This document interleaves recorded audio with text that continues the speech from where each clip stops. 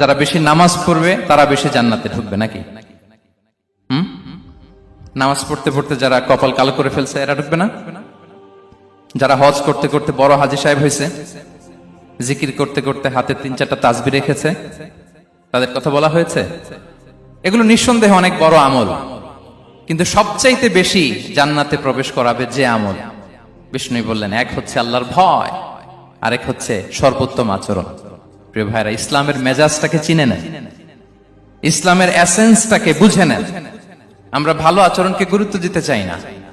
অনেক নামাজি লোক দেখবেন নামাজ পড়তে পড়তে কপালে কালো দাগ ফেলে দিছে, বাসায় বউয়ের সাথে খারাপ আচরণ করে, খিটখিটে মেজাজের, প্রতিবেশীর সাথে শুধু ঝগড়া, কলিগদের সাথে ঝগড়া, মারামারি, দুঃসম্পর্ক, এরকম আছে না নাই বলেন? আছে না?